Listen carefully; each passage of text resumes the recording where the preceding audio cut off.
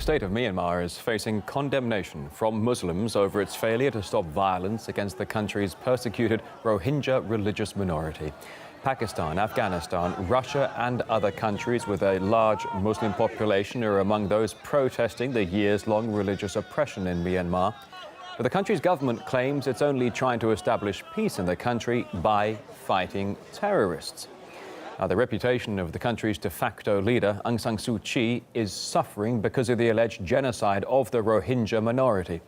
She previously earned global respect for promoting democracy in the country and even won the Nobel Peace Prize for her non-violent advocacy for that of human rights.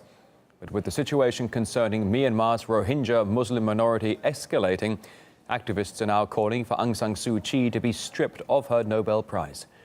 Here's a look at how the prestigious award can sometimes be motivated politically. The Nobel Peace Prize is supposed to honor those who have done the most for fraternity between nations, the abolition of standing armies and the promotion of peace. That's how Alfred Nobel envisioned it more than a century ago. But the record of some prize winners and nominees has sometimes been dubious.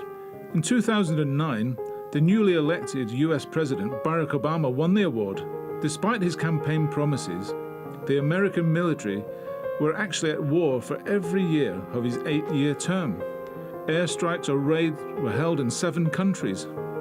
And in 2016 alone, over 26,000 bombs were dropped by the US Air Force. Years later, a former Nobel Prize secretary even admitted to his frustration over Obama's award. The prize did not have the positive effect for Obama that we might have hoped, especially in the US. Another contentious choice is the European Union. The bloc was rewarded with a Nobel Prize in 2012 for, quote, 6 decades of contributions to the advancement of peace and reconciliation, democracy and human rights in Europe. The same year, Europe saw a spike in terror attacks. 219 happened that year in EU member states. Also in 2012, some European countries were engulfed in mass protests against austerity measures the bloc had imposed. The same year, the Syrian rescue group, the White Helmets, was nominated for the award. That's despite its members being alongside al-Nusra terrorists and even at execution sites.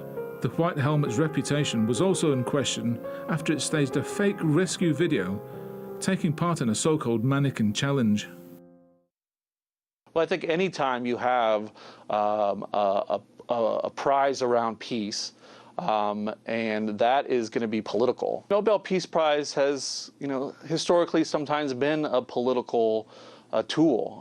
The committee that controls the Nobel Peace Prize nominations and how they select sometimes do it because they are hopeful or they're trying to push an agenda. So with Obama, for example, it was only about 10 months into his presidency when they gave him the Nobel Peace Prize. He hasn't had a chance to even set up his desk at that point. If you look at some of the people that he chose, one of the ones that we mentioned today, Aung San Suu Kyi, the reason why she's deserved the prize is she worked for years and years in a nonviolent way to change that country. I don't think her actions today are that of a Nobel Peace Prize winner, but I certainly don't think that you should take the prize away.